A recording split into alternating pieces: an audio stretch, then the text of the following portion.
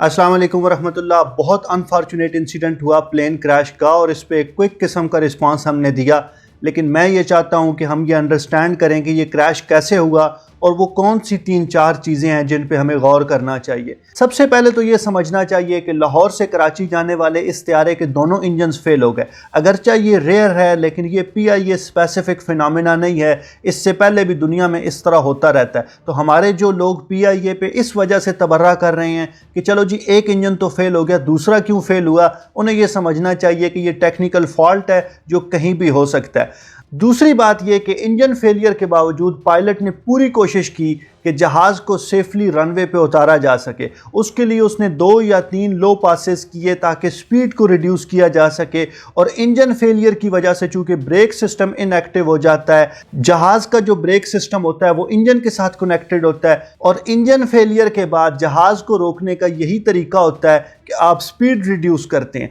Unfortunately आखिरी पास में जहाज़ रनवे पे नहीं पहुंच सका और वो आबादी के ऊपर क्रैश कर गया, जिसकी वजह से पैसेंजर्स के साथ साथ आम लोग जो अपने घरों में बैठे थे उन पे भी ये नागहानी आफत टूट पड़ी। लेकिन चूंकि स्पीड रिड्यूस थी तो ये इम्कान है कि शायद पैसेंजर्स में से कुछ ऐसे लकी लोग हों जो इसमें से बच जाएं। अभी तक की इत्तलाआत के मुताबिक एक शख्स ऐसा है जो कंफर्म्ड सर्वाइवल है और उसके अलावा कुछ लोग हैं जो क्रिटिकल कंडीशन में हैं। अब समझने की बात यह है कि इस तरह के वाक़यात पूरी दुनिया में होते हैं, हर मुल्क की एयरलाइन के साथ होते हैं, और ये PIA स्पेसिफिक फिनोमेना नहीं है। लेकिन कुछ चीज़ें ऐसी हैं जो पाकिस्तान को और PIA को यूनिक बनाती हैं। इसमें जो सबसे पहली चीज़ है वो रिस्क के हवाले से हमारा ओवरऑल एटीट्यूड है। आप PIA को, हवाई सफ़र को, जहाज़ों को एक साइड पे रखें, अगर आप ओवरऑल देखें तो हम लोग बहुत रिस्क लेने वाले लोग होते हैं, और मैं अक्सर कहता हूँ कि जिस रिस्क लेने को हम बहादुरी समझते हैं वो असल में बेवकूफ़ी होती है। अगर आप डाटा एनालाइज करें तो 1970 से लेकर 2020 तक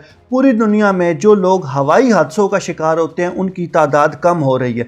अनफॉर्चुनेटली हमारे यहाँ इस तरह का सीन नहीं है। हमारे यहाँ हर साल 1.5 साल बाद कोई बड़ा हादसा हो जाता है जिसमें हम बहुत सी कीमती जानें ज़ाया कर देते हैं, और हमारे यहाँ इन हादसों की बड़ी वजह हमारा वो रवैया है जिसमें हम बहुत सी चीज़ों को जाने देते हैं, हम रिस्क ले लेते हैं, हम कारपेट के नीचे डाल देते हैं, बहुत सी कमियों कोताहियों को हम छुपाने की कोशिश करते हैं। इसी सिलसिले में ये बात भी ज़हन में रखनी चाहिए कि पूरी दुनिया में जो एयरपोर्ट्स बनाए जाते हैं वो आबादी से हट के बनाए जाते हैं। कोरिया में सोल एयरपोर्ट शहर से 1.5 घंटे की मुसाफत पे है, स्टॉकहोम एयरपोर्ट शहर से बाहर है। इसी तरह बाकी आप जिस एयरपोर्ट को एनालाइज करेंगे वो शहरों से बाहर होते हैं। हमारे यहाँ ये अजीब शुगल है कि हम शहर के बिल्कुल वस्त में एयरपोर्ट बनाते हैं, या अगर शहर से बाहर भी एयरपोर्ट बनाएं तो उसके आसपास हम हाउसिंग सोसाइटियां खड़ी कर देते हैं। आप पिंडी इस्लामाबाद वाले एयरपोर्ट को देखें, जो पुराना बेनज़ीर एयरपोर्ट है वो बिल्कुल शहर के मिडल में है। नया एयरपोर्ट हमने 15-20 साल लगा के फतेह जंग के पास बनाया, उसके आसपास हमने हाउसिंग सोसाइटियां खड़ी कर दी। जो ज़मीन कौड़ियों के भाव मिलती थी उसे हमारे प्रॉपर्टी एजेंटों ने लाखों रुपए मरला के हिसाब से बेचा, क्योंकि हम वहां घर बनाएंगे और हमारे बच्चे वहां पे खड़े होकर जहाज देखेंगे। यानी ये पूछना चाहिए कि वो कौन से इदारे हैं, कौन से महकमे हैं जो इन हाउसिंग सोसाइटियों को अलाउ करते हैं, और फिर कौन कौन है जो इनसे फ़ायदे उठाते हैं।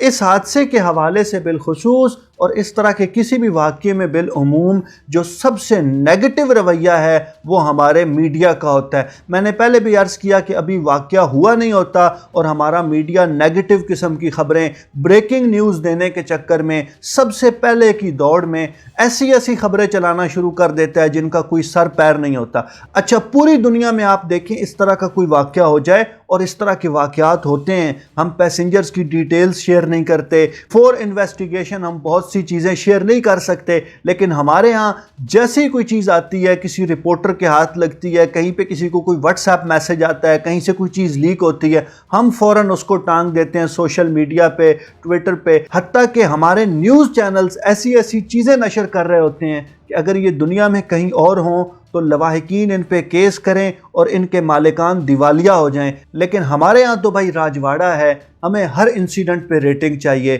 ہمیں ہر انسیڈنٹ پہ بریکنگ نیوز دینی ہے، یہ سوچے بغیر کہ ہماری دی جانے والی خبر اس واقعے سے منسلک کسی دوسرے شخص پہ کیا اثر چھوڑتی ہے۔ میں یہ سمجھتا ہوں کہ ہمیں ان سب حوالوں سے غور کرنے کی ضرورت ہے اور اپنے سماجی رویوں میں بہتری لانے کی ضرورت ہے۔ باقی جہاں تک تعلق ہے حکومت کا، تو ابھی آپ دیکھیں گے فواد چودھری صاحب اس کی مذمت کر دیں گے، شبلی فراز صاحب ایک پریس کانفرنس کر دیں گے، اور خان صاحب جیسے ہی قطر سے واپس آئیں گے مجرموں کو کیفر ایک کردار تک پہنچائیں گے۔ تب تک کے لیے انتظار کیجئے۔ آپ کیا سوچتے ہیں ہمیں ضرور بتائیے۔ بہت شکریہ۔